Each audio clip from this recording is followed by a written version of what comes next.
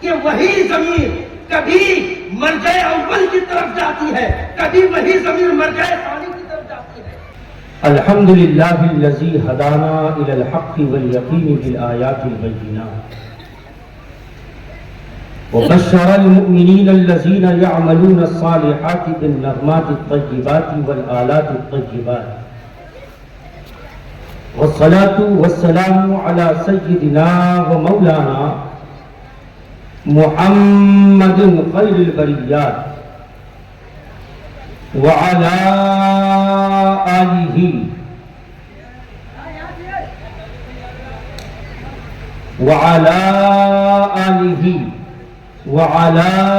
آله الطيبين الطاهرين السادات الذي اوتی طیب النغم وجوامع الکلم وانواع المعجزات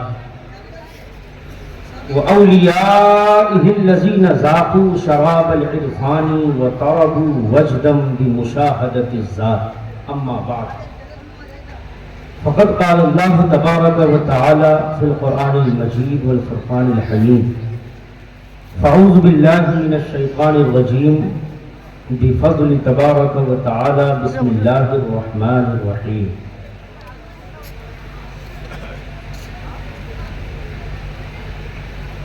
واصبر وما صبرك الا بالله ولا تحزن عليهم ولا تك في ضيق مما يمكرون ان الله مع الذين اتقوا والذين هم محسنون بسم اللہ الرحمن الرحیم سبحان الذي أسرى بعبده ليلا من المسجد الحرام إلى المسجد الأقصى الذي باركنا حوله لنريه من آياتنا إنه هو السميع البصير وقال الله تبارك وتعالى في مقام آخر واصبر لحكم ربك فإنك بأعيننا وسبح بحمد ربك حين تقوم ومن الليل فسبحه وإدبار النجوم بسم الله الرحمن الرحيم والنجم إذا هوى ما ضل صاحبكم وما غوى آمنت بالله صدق الله مولانا العظيم وبلغنا رسوله النبي الأمين المبين المتين الكريم ونحن على ذلك لمن الشاهدين والشاكرين والآمنين والذاكرين والظاهرين والباطنين والحمد لله رب العالمين چلے جب حضور سوئے فلک بلغ العلا بکمالہ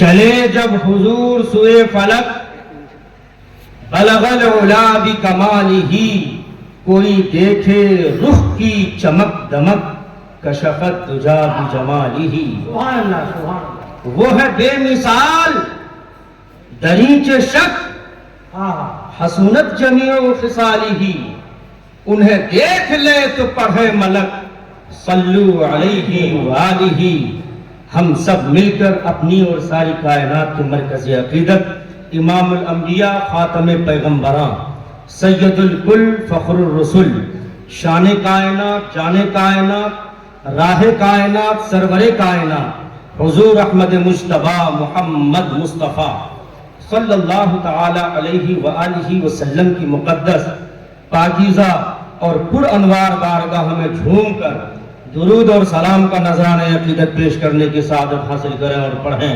اللہم صلی علی سیدنا شفیعنا مولانا محمد وعلى آل سيدنا شفيعنا مولانا محمد مبارك وسلم صلاة وسلاما عليك يا رسول الله صلاة وسلاما عليك يا حبيب الله جھوم کر جی لگا کر بابا سے بلند ایک بار اسٹیج اہل اسٹیج کی طرف سے بھی اور مجمع کی طرف سے بھی نبی اور آل نبی کی بارگاہ میں جی لگا کر درود شریف پڑھیے اللہم صلی علی سیدنا شفیعنا مولانا محمد وعلى آل سيدنا شفيعنا مولانا محمد وبارك وسلم صلاة وسلاما عليك يا رسول الله صلاة وسلاما عليك يا حبيب الله صلاة وسلاما عليك يا نبي الله صلى الله تعالى عليه وآله وسلم۔ بہت ہی خوشی، مسرت اور شادمانی کی بات ہے کہ مادر علمی میں حضرت قاری صاحب قبلہ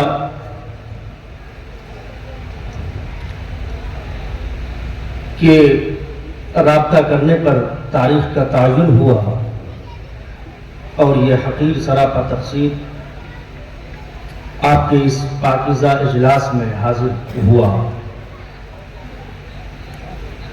یہ ہمارے لیے انتہائی شرف کی بات ہے.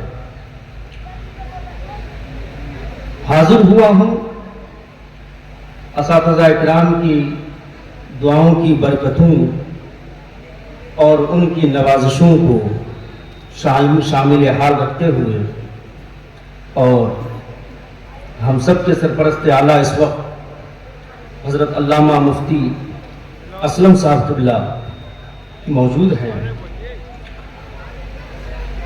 کچھ دیر گفتگو کروں گا.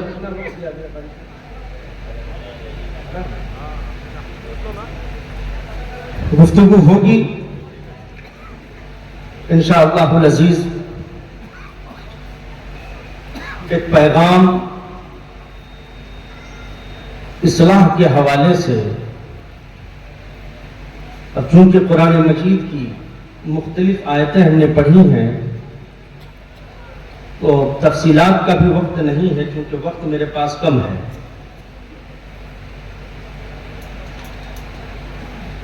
اور ابھی دستار بندی کا بھی پروگرام ہونا ہے.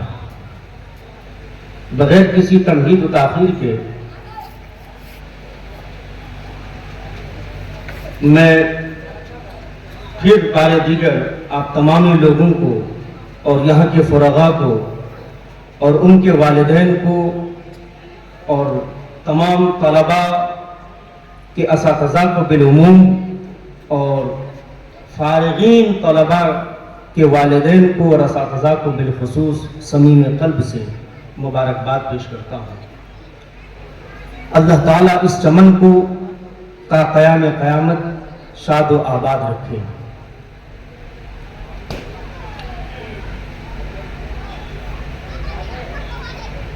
سورہ بنی اسرائیل کی آیت سے آپ یہ سمجھ رہے ہوں گے کہ کچھ میں معراج کے واقعات کی طرف اشارہ کروں گا.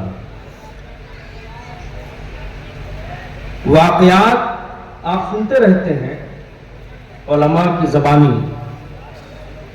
میرا جو مقصد تلاوت ہے وہ چند اہم عقائد کی طرف اشارہ کرنا ہے تاکہ ہماری اور آپ کی اس دانشگاہ سے اصلاح ہو جائے اور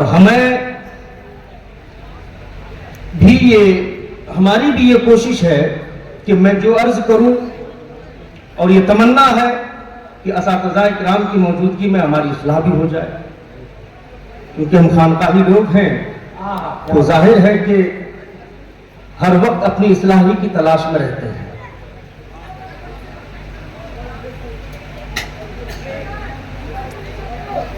حضرت خواجہ عثمان ہارونی نے فرمایا نمی دانم کے آخر چوں دمے دیدار ہوئی رقصم.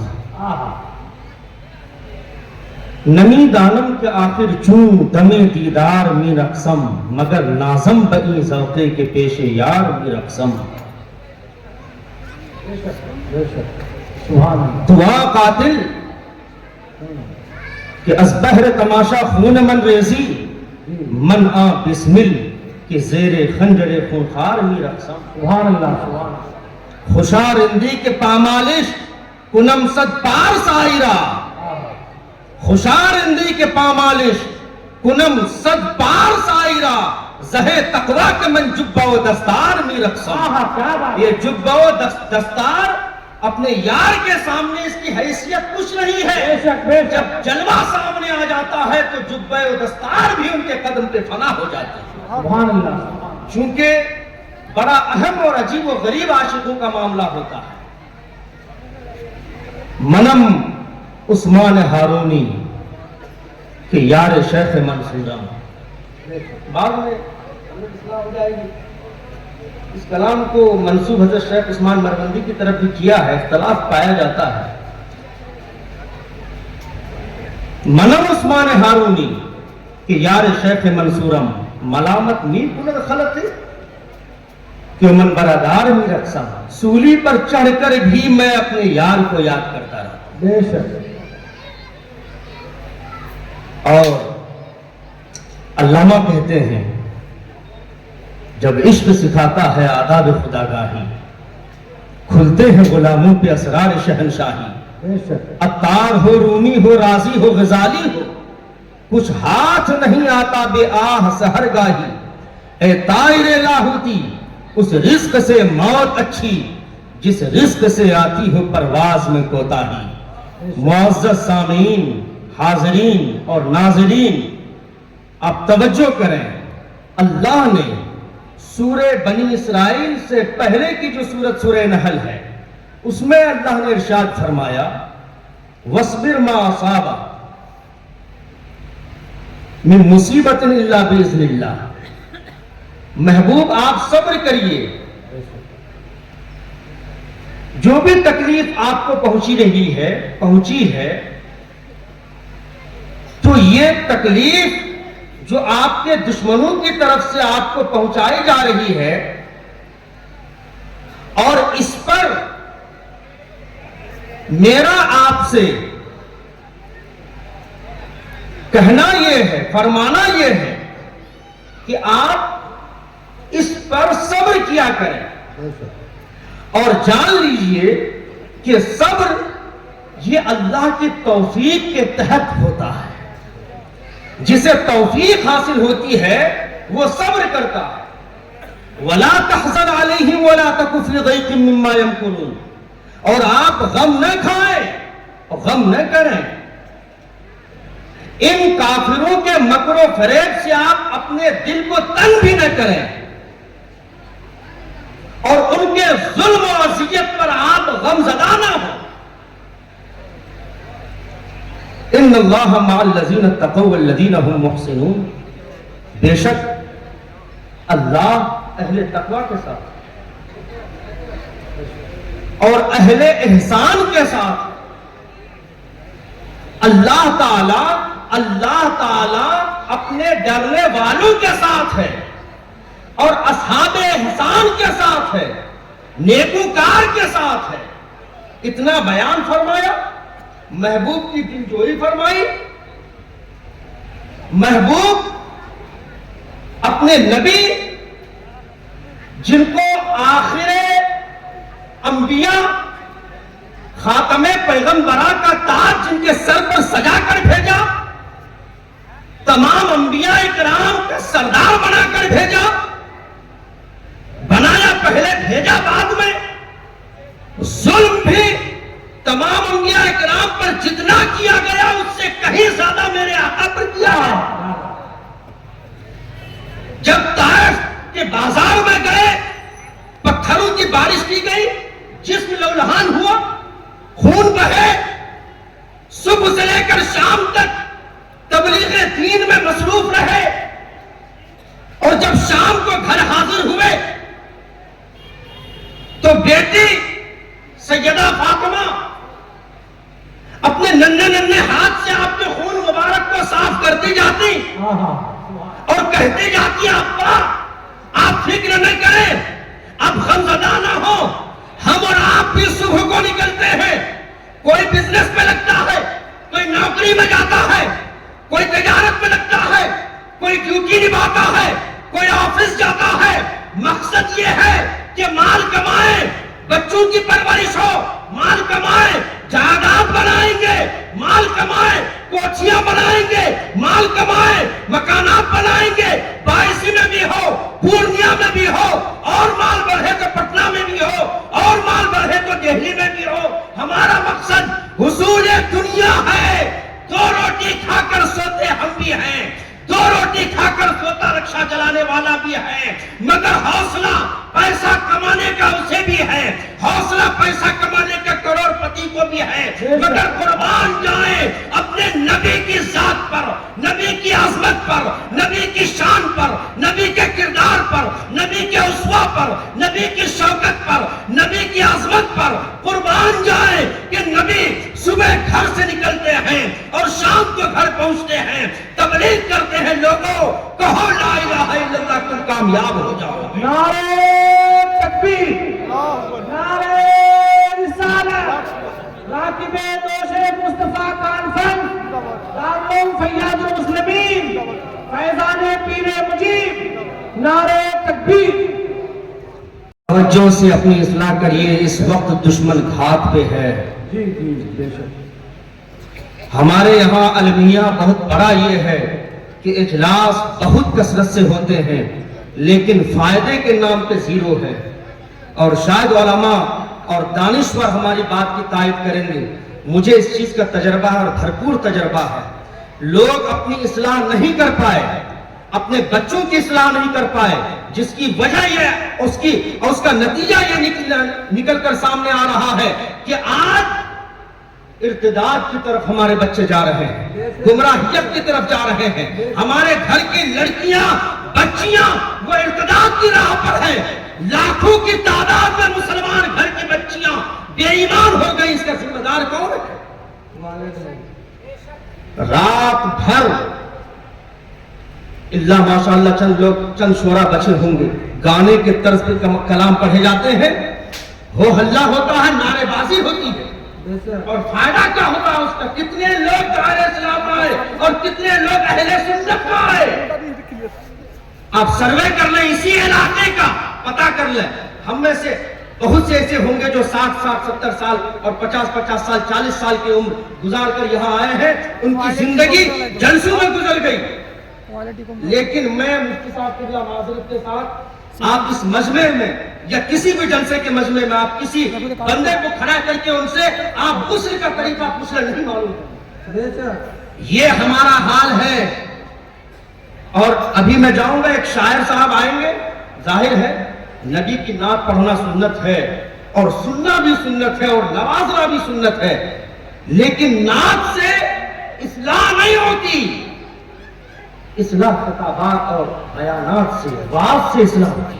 ادعو الى سبیل ربک بالحکمت والموعظۃ الحسنہ وجادلہم باللتی ہی احسن۔ قرآن مجید 1450 سال سے ہمیں یہ کہتا چلا آ رہا ہے، آیتیں ہمیں للکار رہی ہیں، لیکن ہائے مسلمان، قرآن تمہارے گھر میں تمہارے تاج پہ رکھا ہے، تم نے کبھی سورہ فاتحہ کا ترجمہ سمجھنے کی کوشش نہیں کی۔ کیسے اصلاح ہوگی تمہاری؟ وضو کے فرائض تمہیں نہیں معلوم، غسل کے فرائض تمہیں نہیں معلوم، حلال و حرام تمہیں نہیں معلوم، جائز و ناجائز تمہیں نہیں معلوم، حلت و حرمت کا تمہیں پتا نہیں، تو تمہارے گھر میں غیر مسلموں کا قبضہ نہیں ہوگا تو کس کا ہوگا؟ تم نے نبی آخر الزمان کے طریقے کو چھوڑ دیا ہے، اور آج ہمیں اپنا گھر بچانا مشکل ہو گیا ہے۔ دیکھیے آپ حضرات اور ہم سب ذمہ دار ہیں۔ ہمارے گھر کی بچیاں نکلتی ہیں اسکول اور کالج کے لیے، ارتداد کی راہ پہ جا رہی ہیں۔ معلوم ہے آپ کو، بیشتر اور بڑے بڑے گھرانے کی لڑکیاں اسکول اور کالج میں پڑھنے، تعلیم سے اسلام روکتا نہیں ہے، خوب تعلیم حاصل کریے، دینی اور دنیاوی دونوں، مگر آپ اتنی تعلیم اپنے بچوں اور بچیوں کو ضرور دیجئے جس سے اس کو پتا چلے کہ اسلام ہی لازوال دولت ہے، اسلام ہی لازوال دولت ہے۔ اب چونکہ ہماری اور آپ کے عقیدے کی اصلاح بہت ضروری ہے، نیٹ کا زمانہ ہے، انٹرنیٹ پہ لوگ مختلف علماء کی تقریریں سنتے ہیں اور عقائد سے وہ ادھر ادھر بھی گردہ ہو جاتا ہے۔ ذاکر نائک کو سن کر کے بہت سے گمراہ ہو جاتے ہیں۔ یہ نہیں، کسی بھی چینل کو اسلام کے نام پہ جو چل رہے ہیں کھول کر کے دیکھیے، وہ سب قرآن کو ہاتھ میں لے کر کے تبلیغ کر رہے ہیں۔ ہم کہاں سوئے ہیں، ہماری قوم کہاں سوئی ہوئی ہے؟ بیدار ہوئیے اور دیکھیے کہ نبی نے کس کس انداز سے ہماری اصلاح کرنے کی کوشش کی، وہ تو ایک الگ موضوع ہے۔ اب اس کے بعد سورہ بنی اسرائیل کا آغاز ہوا۔ اللہ نے فرمایا بسم اللہ الرحمن الرحیم، سبحان الذی اسریٰ بعبدہ لیلا، پاک ہے وہ ذات جو لے گئی اپنے بندے کو راتوں رات کے مختصر سے حصے میں من المسجد الحرام الى المسجد الاقصی.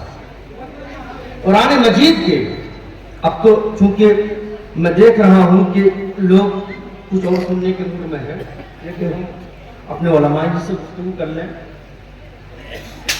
قرآن مجید کی جتنی صورتیں ہیں ان صورتوں کے آغاز میں اللہ رب العزت نے 10 اسالیب یعنی 10 اسلوب ایسے ہیں جو وہ بیان کرتا ہے کس طرح سے سورت کا آغاز کیا ہے. ان میں سے 2 تو میں یہاں پر ابھی فی الحال بطور اختصار بیان کرتا ہوں. ایک ہے تسبیح اور ایک ہے تحمید. حمد، تسبیح اور تحمید. تحمید الحمد، سورت کا آغاز الحمد سے ہو، اور تسبیح سورت کا آغاز لفظ سبحان سے ہو. دونوں میں فرق ہے. اللہ چاہتا تو یہاں پر سبحان الذی کی جگہ الحمدللہ الذی بھی کہہ سکتا ہے، لیکن کہا نہیں. جب اپنی تعریف اور اپنی ربوبیت کا اور عالمین پر ربوبیت کا احسان بتلانا ہوا تو فرمایا وہاں پر سبحان الذی نے کہا الحمدللہ رب العالمین. تمام تعریفیں اللہ کے لیے جو تمام جہان کا پالنے والا ہے. تعریف وہاں پر فرمایا. آپ کو ایک آسان سی بات بتا دوں کہ تعریف پر کوئی اعتراض نہیں. تعریف اللہ کی بیان تمام کائنات کرتی ہے، تمام شجر و حجر کرتے ہیں. تسبیح جو یہاں پر اللہ نے بیان فرمائی سبحان کے ذریعے سے، لفظ سبحان سے جو آغاز کیا، اس کی وجہ کیا ہے؟ مفسرین بیان کرتے ہیں یہ تحقیق ہے قرآن مجید کی اپنی خود. تسبیح کہتے ہیں تردید کرنے کو، تسبیح کہتے ہیں تردید کرنے کو. بہت ایسی صفات ہیں جو اللہ کے لیے ثابت ہیں، لیکن بہت سی ایسی صفات ہیں جو اللہ کے لیے ہم ثابت نہیں کر سکتے. صفات مذمومہ، صفات مذمومہ ہم اللہ کے لیے ثابت نہیں کر سکتے. جہاں پر ہم اللہ کے لیے ثابت نہیں کر سکتے اور نہیں ہم کر سکتے کسی بھی حال میں، تو وہاں اللہ نے فرمایا کہ اس کمی اور کجی سے، اس نقص اور عیب سے میری ذات پاک ہے. لہذا تسبیح پڑھنے کا مطلب یہ ہے، سبحان اللہ کہنے کا مطلب یہ ہے کہ پروردگار تو نقص سے پاک ہے، تو عیب سے پاک ہے، تو گمراہی سے پاک ہے، تو کمی اور کجی سے پاک ہے، تو تمام تر نقائص سے پاک ہے. پاکی بیان کرنے کا مطلب یہ ہے کہ تمام تر نقوص کو اللہ رب العزت کی ذات سے آپ رد کر رہے ہیں. اور اللہ کی ذات لفظ سبحان کے ذریعے سے یہ واضح ہو جاتی ہے کہ پروردگار تمام تر نقائص سے پاک ہے. جب تمام تر نقائص سے پاک ہے اور آگے مضمون اپنے محبوب کا بیان کرنا ہے تو یہاں یہ واضح کیا الحمد نہیں کہا بلکہ پاک ہے وہ ذات جس کے پاس قدرت ہے کہ رات کے تھوڑے سے حصے میں اپنے محبوب کو مسجد حرام سے مسجد اقصی کس چیز سے پاک ہے؟ کس چیز سے پاک ہے؟ نہ لے جانے سے پاک، نہ لے جانے سے پاک ہے، اس لیے لفظ سبحان کو استعمال کیا. اور بھی تشریحات ہیں، توضیحات ہیں. اور آگے فرمایا بعبدہ، یہ جو عبد ہے اس میں بہت مغالطہ ہوا لوگوں کو. وہ رسول کو نہیں فرمایا. دیگر مقامات پر یا ایھا الرسول، یا ایھا النبی، یا ایھا المزمل، یا ایھا المدثر مختلف القابات سے اپنے محبوب کو نوازا ہے. لیکن یہاں پر لفظ عبد کو کیوں استعمال کیا؟ کیا وجہ ہے؟ قرآن مجید کا ایک اور قانون ہے، ایک اور قانون ہے. جہاں جہاں قرآن مجید میں اللہ نے لفظ عبد کو استعمال کیا اپنے پیغمبر کے لیے، وہاں پر نام کا ذکر ضرور کیا. وہاں نام کا ذکر ضرور کیا، فرمایا وَاذْكُرْ عَبْدَنَا ایوب. دیکھیے، یاد کرو ہمارے بندے ایوب کو. بندہ بھی کہا، ساتھ میں نام بھی ذکر کیا کہ ہمارے بندے تو سب ہیں، ہمارے بندے تو سب ہیں. پتا کیسے چلے گا کون سا بندہ؟ تو فرمایا ایوب. وَاذْكُرْ عَبْدَنَا دَاؤُدَ ذَا الْأَيْدِ. یاد کرو ہمارے بندے داؤد علیہ السلام کو جو بہت طاقت والے تھے. عبد بھی فرمایا، ساتھ نام بھی ذکر کیا. لیکن قربان جائے، جہاں پر نام ذکر نہیں ہوا اور مراد میرے آقا ہے، عبد فرمایا لیکن نام نہیں لیا. پڑھیے آپ قرآن مجید کو، تبارک الذی نزل الفرقان علی عبدہ لیکون للعالمین نذیرا. تبارک الذی نزل الفرقان، بے مثل و لاجواب ہے وہ ذات جس نے فرقان کو یعنی قرآن کو علی عبدہ اپنے بندے پر. کون سا بندہ؟ نام محمد نہیں لیا، نام محمد نہیں لیا. لیکون للعالمین نذیرا کہہ کر اپنے کلام کو آگے بڑھایا. پڑھیے سورہ علق کو، ارأیت الذی ینہا عبدا اذا صلی. کیا آپ نے نہیں دیکھا جو روکتا ہے جب میرا بندہ کھڑا ہوتا ہے نماز پڑھنے کے لیے؟ کون سا بندہ؟ ابو جہل روکتا تھا نماز پڑھنے کے لیے، میرے آقا کھڑے ہوتے تھے نماز پڑھنے کے لیے، لیکن نام نہیں لیا. یہ قرآن کا ایک الگ مزاج ہے. کیوں ایسا ہے؟ جب اسماء صفات زیادہ ہو تو امتیاز پیدا کرنے کے لیے نام پکارا جاتا ہے. جیسے یہاں حفاظ ہیں اور فرغا ہیں دارالعلوم کے. اب میں اگر کہوں حافظ صاحب ادھر سنیے، تو ظاہر ہے کہ اتنے حفاظ ہیں، اتنے حفاظ میں کون اپنے آپ کو مراد لے گا؟ کوئی نہیں لے گا. لیکن جو ہی میں کسی حافظ کا نام لوں گا، حافظ صاحب فلاں، وہ فوراً حاضر ہوگا. یہ کیا ہے یہ کہ اسماء صفات جہاں جہاں ہو وہاں پر نام جو ہی لیں گے تو اس سے وہ ممتاز ہو جاتا ہے. عبدنا ایوب اگر نہیں کہا جاتا تو ایوب علیہ السلام مراد نہ ہوتے، تو پھر یہ اشتراک کی وجہ سے اشتباہ پیدا ہو جاتا، اور جب اشتباہ پیدا ہو جاتا ابہام ہوتا. اور قرآن ابہام کو دور کرنے کے لیے آیا ہے، پوشیدگی کو دور کرنے کے لیے آیا ہے، لہذا نام ذکر کیا. اور اللہ رب العزت نے اپنے محبوب کا جہاں ذکر کیا، لفظ عبد کے ساتھ اگر کیا ہے، نام نہیں لیا ہے. معلوم ہے اس کی وجہ کیا ہے؟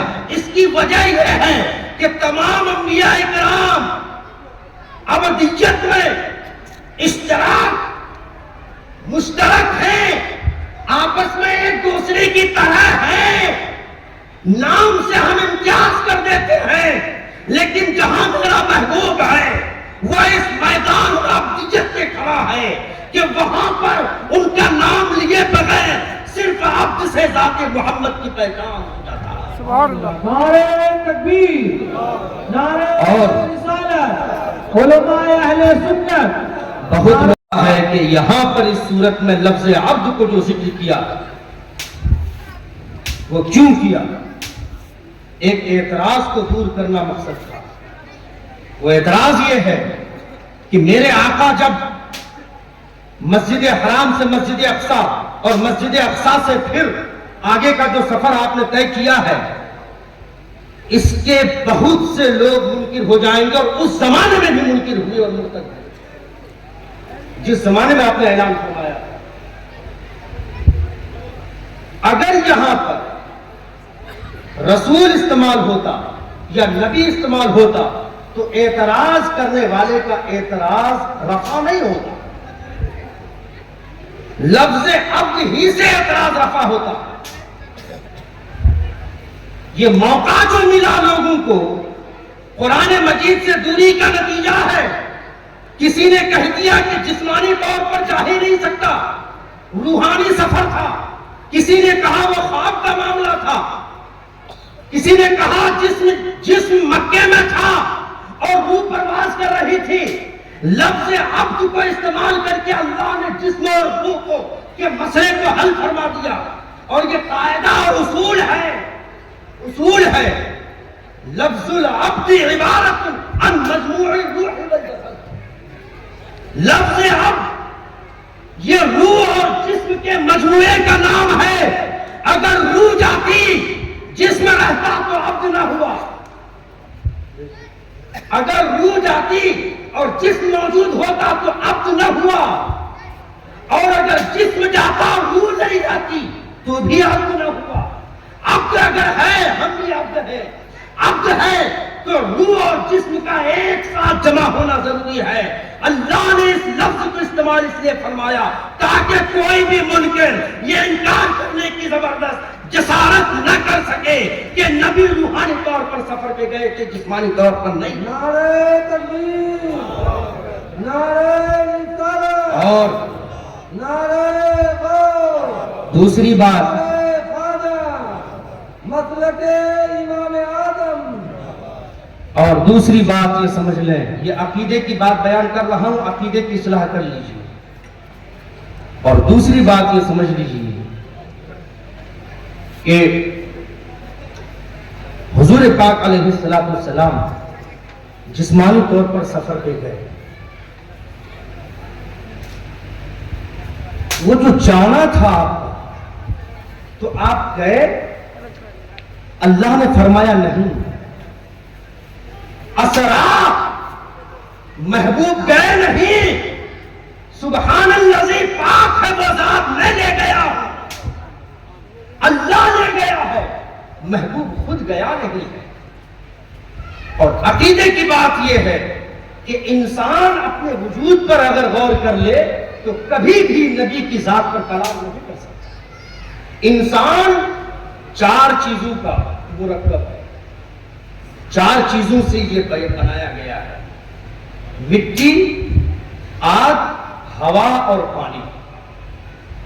کہتے ہیں کہ جسم پرواز نہیں کر سکتا اس لیے کہ یہ ثقیل ہے۔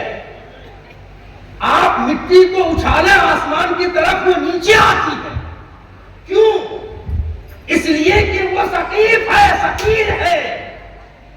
ثقیل ہونے کی وجہ سے، مضبوط اور ٹھوس ہونے کی وجہ سے وہ اوپر نہیں جاتا بلکہ نیچے آتی ہے۔ مٹی کو گھیرے کو اوپر اٹھائیں، اچھالے، جہاں تک طاقت ہے وہاں تک اس کی پرواز ہوگی، اس کے بعد پھر وہ نیچے آ جائے گی۔ کیوں؟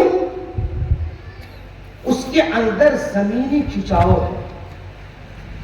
یہاں سے دماغ لگا کہ نبی کا جسم بھی ہماری طرح ہے، لہذا جسم پرواز نہیں کر سکتا۔ کیوں؟ کہنے لگے چار چیزوں سے انسان بنا، آگ، مٹی، پانی اور ہوا۔ آگ، مٹی، پانی اور ہوا، تو جس کے اندر یہ چار عناصر ہوں گے وہ پرواز نہیں کر سکے گا، وہ خود اڑ نہیں سکتا۔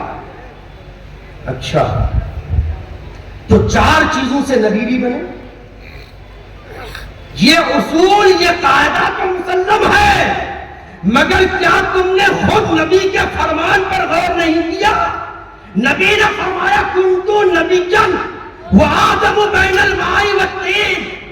نبی خود نبی ہونے میں نہ آگ کے محتاج، نہ پانی کے محتاج، نہ مٹی کے محتاج۔ فرماتے ہیں میں اس وقت بھی نبی تھا جب آدم آگ، مٹی اور پانی کی منزل کو طے کر رہے ہیں۔ سبحان اللہ، سبحان اللہ۔ تو پتہ یہ چلا کہ نبی اپنے وجود میں نہ آگ کے محتاج، نہ پانی کے محتاج، نہ ہوا کے محتاج، نہ مٹی کے محتاج، اور جن کا تعلق نبی سے ہو جاتا ہے وہ بھی ان چیزوں سے الگ ہٹ جاتا ہے۔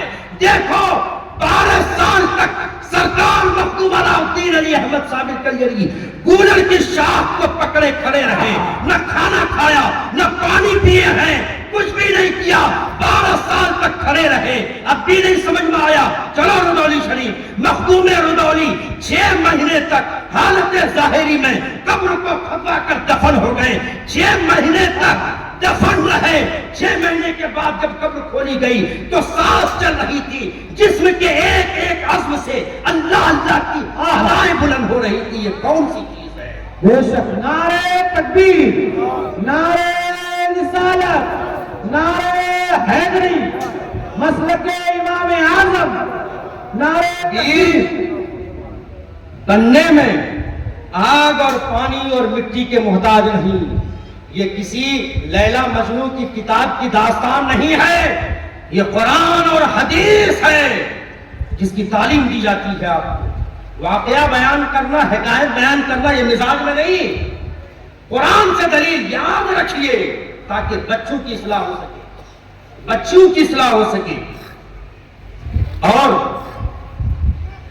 من المسجد الحرام الى المسجد الاقصی، مسجد حرام سے مسجد اقصی یہ سفر ہوا. مسجد حرام سے مسجد اقصی کا سفر کیوں ہوا؟ زمین کا زمین سے زمین تک سفر بلانا تھا. معراج دیدار کرانے کے لیے سفر زمین کا کیوں کرایا گیا؟ یہاں پر میرے آقا کے مختار کل ہونے کا اعلان کیا جاتا تھا. مسجد حرام سے سفر کروایا گیا. مسجد اقصی تک اس لیے بطور اختصار میں بتا دوں کہ اقصی جہاں پر ہے فلسطین میں، مسجد اقصی جہاں پر ہے وہی دارالعدالت ہے. مسجد حرام دارالعدالت نہیں، مکہ دارالعدالت نہیں. جب حشر برپا ہوگا تو دارالعدالت جس جگہ کو قرار دیا گیا وہ جگہ اقصی ہے. اور اقصی اپنے محبوب کا سفر وہاں تک کرا کر تمام انبیاء اکرام کو حاضر کروایا گیا. اب یہاں ایک سوال ہے. سفر کرایا، انبیاء اکرام حضرت آدم سے لے کر حضرت عیسیٰ تک وہاں جمع تھے، اور میرے آقا سے فرمایا گیا آپ مصلی امامت پر کھڑے ہوں. پروردگار تمام انبیاء کرام جمع ہیں، وجہ کیا ہے؟ اب میں ان تمام نصوص کی طرف نہیں جاؤں گا، وقت کم ہے. دلال ہے میرے پاس، ریفرنس مجھ سے لیجیے گا. وجہ کیا ہے؟ فرمایا کہ حضرت موسیٰ ایک خطے کے لیے نبی، عیسیٰ ایک خطے کے لیے نبی، تمام انبیاء اکرام مختلف مقامات کے لیے نبی بنا کر بھیجے گئے. وہاں کا پاور ان کو دیا گیا تھا، وہاں کا اختیار ان کو سونپا گیا تھا، وہاں کی خوبیاں ان کو دی گئی تھی. لیکن آپ باری میرے محبوب کی ہے، آدم سے لے کر عیسیٰ تک جبرائیل حاصل کرواؤ. کہاں پر؟ دارالعدالت میں. فیصلہ یہاں ہونا ہے. اے آدم، کیا تم آج اپنے اختیار کو چھوڑتے ہو؟ اے نوح، کیا تم اپنے اختیار کو چھوڑتے ہو؟ اے ابراہیم، آپ جد الانبیاء ہیں، کیا آپ اپنے اختیار کو چھوڑتے؟ چھوڑنے کا مطلب یہ نہیں تو بے اختیار ہو گئے. کیا آپ اپنے معاملات ان کے سپرد کرتے ہو؟ سب نے کہا ہاں. وہاں پر دارالعدالت میں یہ فیصلہ کرنا تھا کہ سب نے اپنی نبوت کی پگڑی میرے آقا کے قدم پہ ڈال کر اعلان کر دیا کہ دارالعدالت میں ہم لوگوں کے پاس جتنے اختیارات تھے وہ سب اختیارات آج امام الانبیاء کے پاس ہم سونپ رہے ہیں. اب کائنات میں قیامت تک جس ذات کا سکہ چلے گا وہ ذات محمدی ہے. سبحان اللہ. اب یہی کا سکہ چلے گا. دارالعدالت میں یہ فیصلہ وہاں کروا دیا گیا اور یہ فیصلہ وہاں ہو گیا. اب کہتے ہیں کہ معراج جسمانی تھی، روحانی تھی، ایک بار تھی، 2 بار تھی. صاحب مدارج النبوت نے 34 دفعے کا ذکر کیا اور میں کہتا ہوں ہر وقت ہر لمحہ معراج ہوتی تھی، رب کا دیدار ہوتا تھا. تو کیا کر لیجیے گا؟ کھولیے بخاری اور مسلم اور اٹھائیے اور پڑھیے عقیدے کو. کیا لکھا ہے؟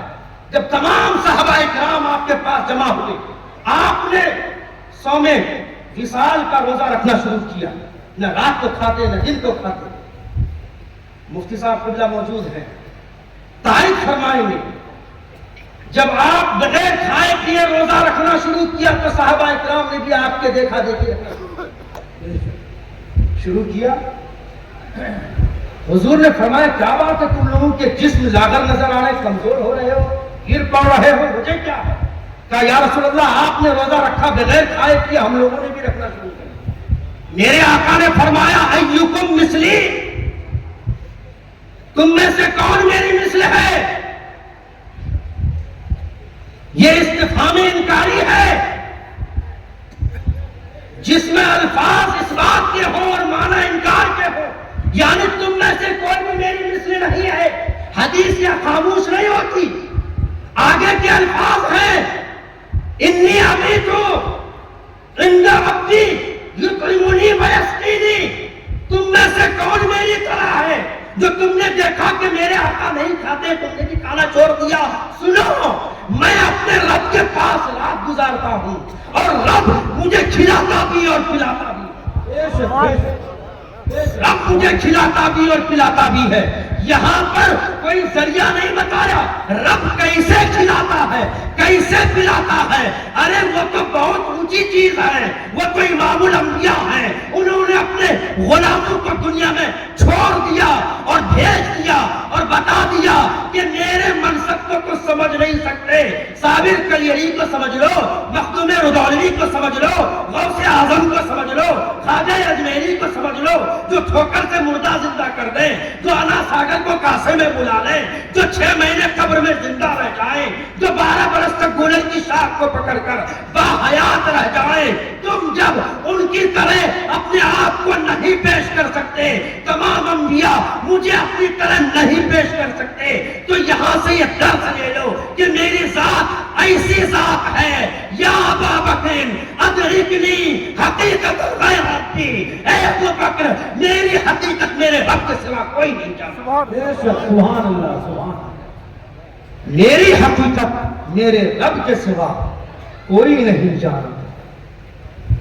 اور آخری بات بیان کروں,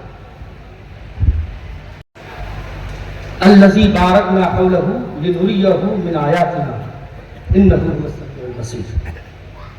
یہ جو کہا جاتا ہے, ابن تیمیہ کا ایک عقیدہ یہ بیان ہوا کہ مسجد حرام, مسجد اقصی کے علاوہ مسجد نبوی, 3 مساجد کے علاوہ چوتھی جگہ کا سفر کرنا حرام ہے. حدیث لا تشد الرحال, وہ استدلال کرتے ہیں 3 جگہ کے علاوہ چوتھی جگہ کا سفر کرنا حرام ہے. اب یہ ذہنی عیاشی کہے کیا کہے, اللہ نے فرمایا الذی بارکنا حولہ, جس کے ارد گرد ہم نے برکتیں رکھی. کس کے ارد گرد؟ مسجد اقصی کے ارد گرد ہم نے برکتیں رکھی. لنریہ من آیاتنا, بڑی علمی بحثیں ہیں لیکن مختصر میں کرتا ہوں. ہم نے مسجد کے ارد گرد برکتیں رکھی. مسجد میں برکت ہوتی ہے کہ مسجد کے باہر برکت ہوتی ہے؟ ہم نے مسجد میں برکتیں رکھی تو بات سمجھ میں آتی, لیکن ظاہر ہے کہ قرآن کے مفہوم کو اگر ہر کوئی سمجھ لے تو جہنم کا ایندھن کون بنے گا؟ اللہ نے جو گھر کو بنائے ہیں بھرنا دونوں کو ہے. اب کان کھول کر سن لیجئے بات, الذی بارکنا حولہ, یہ اشارت النفس ہے, عبارت النفس ہے, جس کے ارد گرد ہم نے برکتیں رکھی. مسجد اقصی کے ارد گرد برکتیں ہیں, وہ یہودیوں کے قبضے میں ہو تو بھی برکتیں ہیں. برکتیں رکھی باہر کیوں؟ فرمایا کہ گھر تو میرا مسجد ہے ہی, لیکن محبت کا تقاضا ہی الگ ہے. بآما آشنا گشتم ز جان و دل فنا گشتم, فنا گشتم, فنا گشتم, نمی جانم کجا رفتم. محبت کا مزاج الگ ہے, محبت کا درس الگ ہے, قاعدہ اور کلیہ الگ ہے. میرا گھر تو ہے ہی مسجد اقصی, اور مسجد اقصی ساری مساجد میرا گھر ہے, لیکن تمہیں معلوم ہے کہ محبوب جو ہوتا ہے، محب جو ہوتا ہے، محب ہمیشہ محبوب کے گھر کو پسند کرتا ہے، چاہے وہ جھوپڑی کا ہی کیوں نہ ہو۔ کہاں اس کے ارد گرد جو ہم نے برکتیں رکھی ہیں، مسجد اقصیٰ کے آس پاس ہمارے پیغمبر کے مزارات ہیں، جہاں پیغمبر کی مزارات ہو وہاں برکتوں کا نزول ہوتا ہے۔ الذی بارکنا حولہ لنریہ من آیاتنا انہ هو السمیع البصیر۔ یہاں پر بہت اہم اور لطیف نکتہ ہے، انہ هو السمیع البصیر، بے شک وہی دیکھنے جو سننے والا اور وہی دیکھنے والا۔ یہاں بھی مغالطہ ہوا، یہ قصر مقصور علیہ کی ترکیب ہے۔ قصر مقصور علیہ کہتے ہیں اس کو ہے جہاں تمام پر پابندی لگ جائے، اور نحویوں کا اختلاف ہے کہ جو ضمیر پلٹ نہیں، انہ هو السمیع البصیر، فائدہ یہ ہے کہ مرجع جو قریب میں ہو پلٹے وہاں پر ضمیر، اور مرجع دو ہے، ایک الذی ہے اور ایک عبدہ ہے۔ اب انہو کا ہو جائے کدھر؟ الذی اللہ کی طرف جائے یا عبدہ محمد کی طرف جائے؟ کون سننے والا تھا، کون دیکھنے والا تھا؟ یہاں پر صفت بیان کیا، اللہ نے اسم کا ذکر نہیں کیا۔ اب دماغ لگاتے رہو، نحویوں، کوفیوں اور بصریوں کا اختلاف ہے۔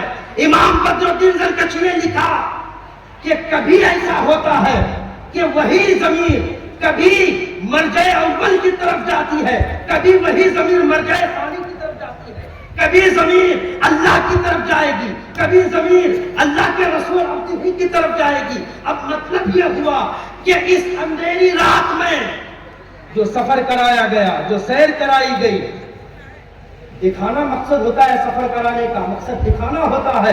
رات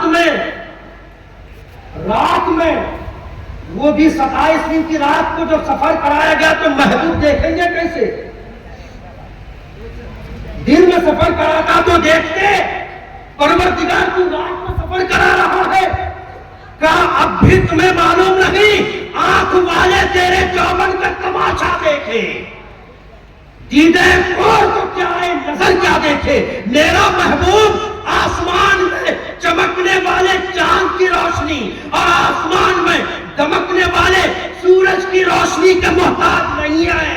رات میں بھی سفر کرے تو بھی دیکھ سکتے ہیں، دن میں بھی کرے تو بھی سے دیکھ سکتے ہیں۔ انہ هو السمیع البصیر، وہی سننے والا، وہی دیکھنے والا تھا۔ مطلب یہ ہے کہ اگر ضمیر کو ہم پہلے مرجع کی طرف لے کے جاتے ہیں، الذی کی طرف، تو مطلب یہ ہوتا ہے کہ اللہ ہی سننے والا تھا۔ سننے والا تھا تو سنتا کب ہے؟ جب کوئی کہتا ہے تو سنے گا کب؟ جب کوئی کہے گا تب نہ سنے گا۔ میں بول رہا ہوں تو سن رہے ہیں، میں چپ ہو جاؤں تو نہیں سن رہے، نہیں سن سکتے۔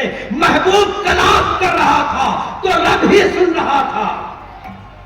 اور اگر مرجع ثانی کی طرف، عبدہ کی طرف لے جائیں تو یہ مطلب یہ ہوگا کہ رب کلام کر رہا تھا، محبوب سن رہا تھا،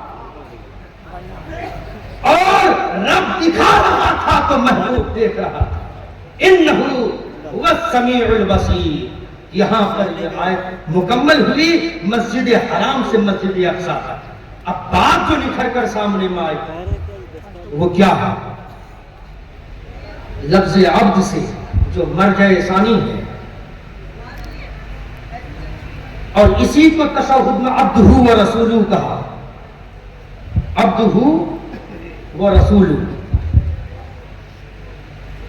صوفی ابو العباس تشہد میں بیٹھے تھے، 500 دفعہ السلام علیکہ ایھا النبی پڑھا، 500 مرتبہ السلام علیکہ ایھا النبی۔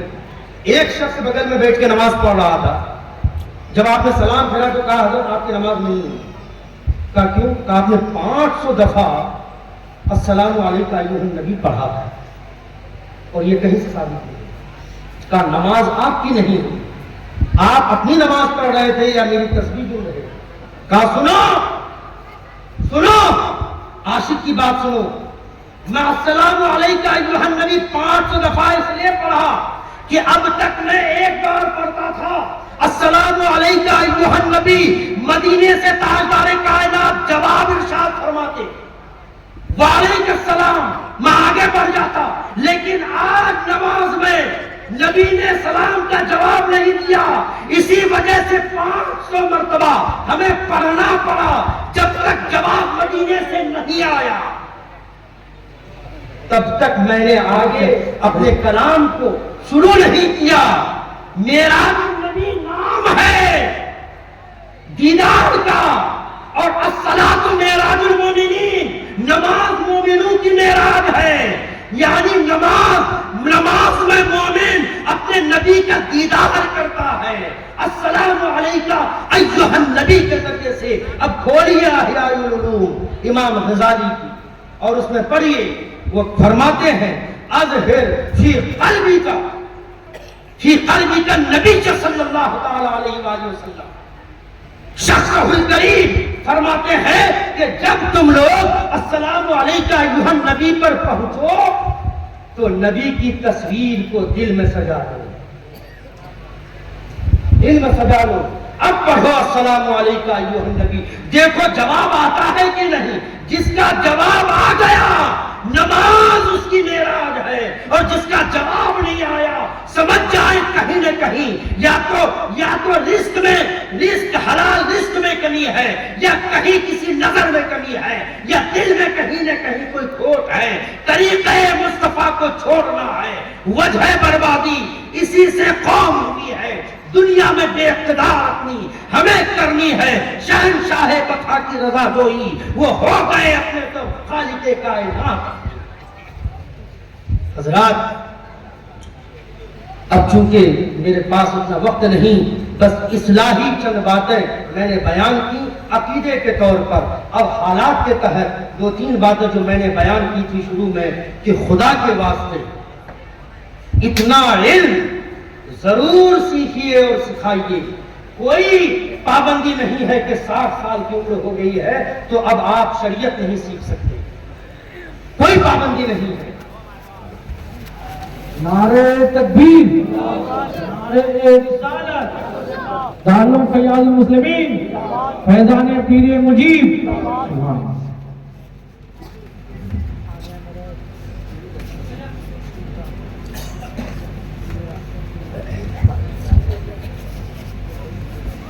چشم و چراغ خانقاہ عالم پناہ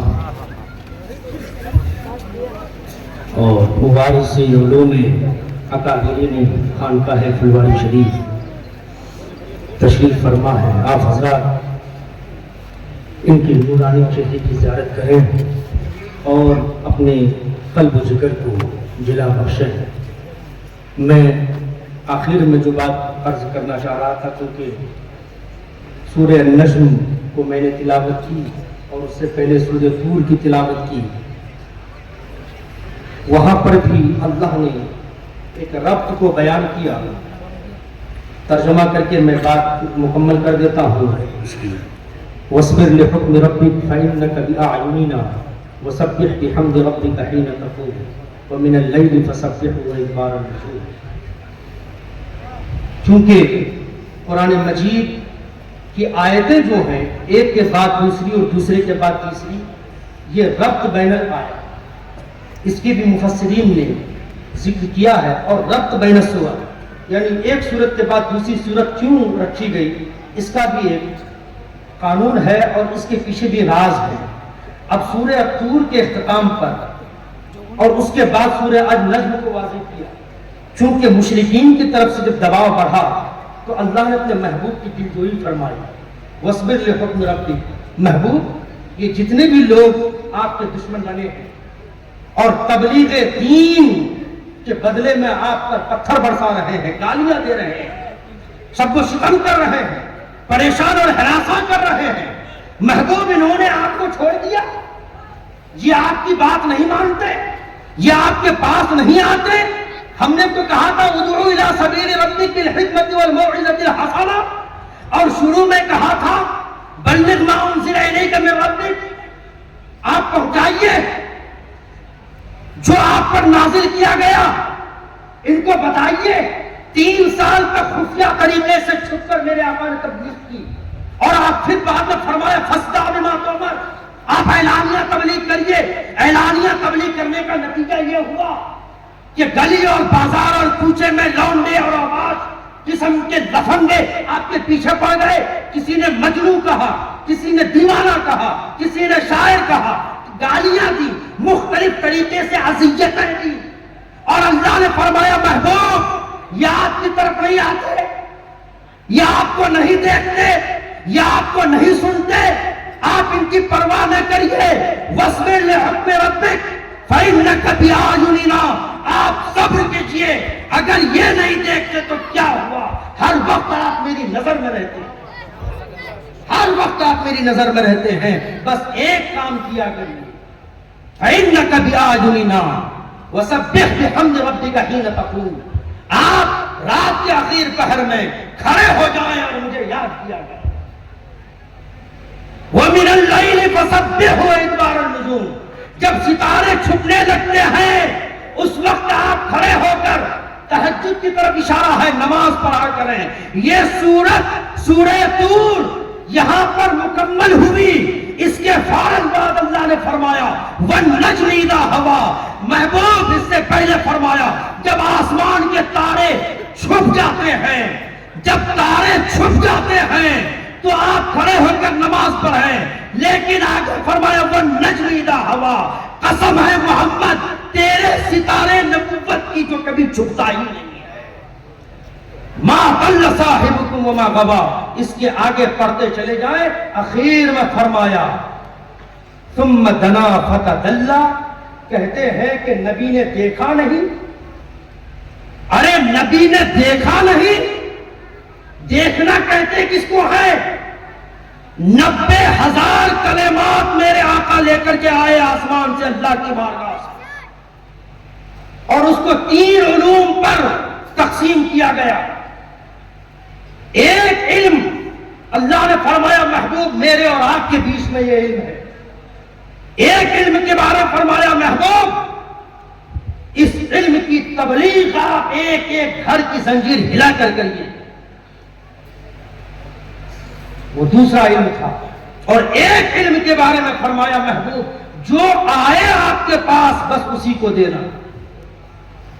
پہلا علم جو میرے اور آپ کے بیچ میں ہے اس علم کا ادراک عالم بشریت میں کوئی نہیں کر سکتا. دوسرا علم علم شریعت ہے. نماز پڑھائیے, قرآن سکھائیے, حلال و حرام بتائیے, جائز و ناجائز بتائیے, حلت و حرمت کا درس دیجیے, ان کو آداب و سلیقہ اور طریقہ بتائیے, اٹھنے بیٹھنے کے آداب بتائیں, ماں باپ کے آداب بتائیں, ان کو طریقے بتائیں. یہ شریعت کے علوم ہیں. اور تیسرا علم جو دیا وہ علم طریقت ہے. یہاں پر ایک بات میں بتا دوں, پیر وہ ہے جس کے پاس طالب آئے, پیر وہ نہیں ہے جو ٹہل کر بنائے. نہیں, میرے آقا مغموم مسجد نبوی میں بیٹھے ہوئے تھے. حضرت علی آئے, مولا کائنات آئے اور کہا, عرض کیا یا رسول اللہ آپ نے شریعت بتلا دی, سارے مسائل سیکھ گئے, کیا کوئی ایسا بھی علم ہے, ایسا بھی علم ہے جو ہم تک منتقل نہیں ہوا؟ میرے آقا نے فرمایا ہاں ایک علم رہ گیا ہے, لیکن اللہ نے ہم سے وعدہ فرمایا تھا محبوب جو طالب ہوگا, جو خود چل کر آئے گا, جو مرید بنے گا وہی اس کو حاصل کرے گا. آپ بغیر طلب کیے کسی کو مت دیجیے گا. وہ علم طریقت ہے. کہا یا رسول اللہ وہ کیا ہے؟ یا رسول اللہ وہ کیا ہے؟ فرمایا وہ علم طریقت ہے جو آج کاسوں میں نظروں سے اور جام بھر بھر کر خانقاہوں سے پلایا جاتا ہے. وہ علم طریقت ہے. مجھے مسئلہ سمجھ میں آ گیا کہ کہیں پر وہ جام ایک جگہ بیٹھ کر حلقے میں جا کر شیخ اپنے آنے والے مریدین کو وہ شیخ پلاتا ہے, اور کہیں پر شیخ جاتا نہیں ہے بلکہ مریدین خود جا کر پیتے ہیں. بات سمجھ میں آئی کہ کسی خانقاہ میں سجادہ باہر نہیں جاتا جاتا ہے بلکہ لوگ وہاں جاتے ہیں. یہ طریقہ مصطفیٰ ہے جو مسجد نبوی میں میرے آقا بیٹھے تھے اور حضرت علی چل کر گئے تھے.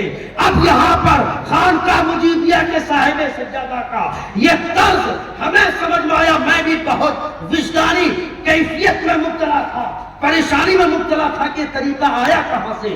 جب کتابیں کھولی تو پتا چلا چل کر علی گئے تھے اور چل کر علی گئے. اور آج قادریہ بھی چل کر جا رہا ہے علی کے پاس, چشتیہ بھی جا رہا ہے, نقشبندیہ بھی جا رہا ہے, سہروردیہ بھی جا رہا ہے. کوئی ایسا سلسلہ دنیا میں ولایت کا نہیں ہے جو علی کے دہلیز تک نہ پہنچتا.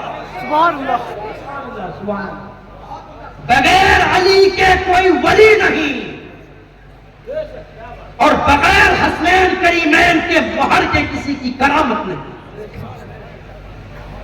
کیا بات. کبھی بھی اہل بیت کو نظر انداز مت کریے گا. دنیا بھی تباہ ہو جائے گی اور آخرت بھی تباہ ہو جائے گی. یہ بات پلوں میں باندھ لیں. قادری ہے بہت مبارک, چشتی ہے بہت مبارک, نقشبندی ہے بہت مبارک, سہروردی ہے بہت مبارک, جنیدی اور ستاری ہے بہت مبارک. لیکن مبارک ہم اس وجہ سے دے رہے ہیں کہ آپ نے مولا کائنات اور حسنین کریمین کی نہر سے, سیدہ پاک کی نہر سے جام کو پیا ہے تو قادری ہوئے ہیں. اگر آپ نے ان کی طرف سے ذرہ برابر بھی کوتاہی برتی تو لاکھ قادری کہلائے, لاکھ چشتی کہلائے. یہ کہلانے سے کوئی بھی فائدہ نہیں ہے جب تک کہ علی کو نبی مدینۃ العلم کا باب نہ مان لیں. حضرات یہ علم طریقت جو میرے آقا ہے 90,000 کلمات تھے. کہتے ہیں کہ دیکھا نہیں, سنا نہیں. ثم دنا فتدلّا, آگے بڑھے اور یہاں پر امام احمد بن حنبل بیان کرتے ہیں مناقب امیر المومنین میں کہ میرے آقا جب معراج سے واپس ہو رہے تھے تو اللہ نے فرمایا محبوب منہ کھولیے. اللہ کے رسول نے منہ کھولا, چند قطرات ٹپکائے گئے منہ میں. اور جب زمین پر آئے تو فرمایا علی کہاں ہے. سبحان اللہ. علی آئے, کہا منہ کھولو. آپ نے قطرات منہ میں ڈالے اور فرمایا اللہ نے 10 علوم دیے ہمیں. یہاں پر الگ بیان ہے 10 علوم دیے. علی جاؤ 9 علوم میں تمہیں دیتا ہوں اور ایک علم پوری دنیا پر پھیلا رہا ہوں. آج جو مفسر اور مجدد اور محدث اور مدبر اور فقیہ ہے وہ ایک علم کا ذرہ ہے. 9 علم حضرت علی کے پاس ہیں. اسی لیے فرمایا انا مدینۃ العلم وعلی بابھا. کہتے ہو نبی دیکھا نہیں, ثم دنا فتدلّا, نبی قریب ہوئے, اللہ قریب ہوا. فکان قاب قوسین, 2 کمانوں کا فاصلہ رہ گیا. کمان کس کو کہتے ہیں؟ اس کو جس کو دھنک بولتے ہیں. یہ 2 کمان ہے, 2 کمانوں کا فاصلہ رہا. ادھر ذات خدا, ادھر ذات مصطفیٰ. اللہ نے اپنے کلام کو روکا نہیں, فرمایا ثم دنا فتدلّا فکان قاب قوسین. اتنا فاصلہ رہا, کہا نہیں نہیں محبوب اتنے فاصلے سے کام نہیں چلے گا, او ادنا اس سے بھی کم کا فاصلہ رکھو. ثم دنا فتدلّا فکان قاب قوسین او ادنا. مفسرین بیان کرتے ہیں, صوفیہ بیان کرتے ہیں, تو پھر ملاقات کا انداز کیا تھا؟ کہا تم نہیں دیکھتے جب عید کی نماز ہو جاتی ہے تو ایک مومن دوسرے مومن سے کیا کرتے ہیں؟ کہا مصافحہ اور معانقہ. معانقہ کس کو کہتے ہیں؟ سینے سے سینے کو لگانے کو معانقہ کہتے ہیں. اب تصور میں کھو جاؤ, ایک طرف مخلوق میں سب سے افضل اور ایک طرف خالق, دونوں کی ملاقات کیسے ہوئی؟ ایک طرف بشر رہ گیا, ایک طرف نور رہ گیا. وہ ذات کون سی ذات تھی جو اللہ سے ملاقات اور ہم کلام ہو رہی تھی؟ حضرات یہ عقیدہ اہل سنت والجماعت کا, خانقاہوں کا. اور وہ خانقاہ چاہے قادریہ ہو, چاہے چشتیہ ہو, چاہے نقشبندیہ ہو, چاہے سہروردیہ ہو, سب کو مولا کی بارگاہ میں حاضر ہونا ہے. اے دل بگیر دامن سلطان اولیاء یعنی حسین ابن علی جان اولیاء. حضرات محترم، اللہ رب العزت کی بارگاہ میں التجا کریں کہ پروردگار اس چمن کو، اس گلستان کو اور اس میکدے کو شاد و آباد رکھے، اور خانقاہ عالم پناہ الباری شریف کا فیض تا قیام قیامت یہاں سے جاری اور ساری رہے، اور ہم سب یہاں کے فیض سے مستفیض و مستنیر ہوتے رہیں۔ السلام علیکم ورحمۃ اللہ وبرکاتہ۔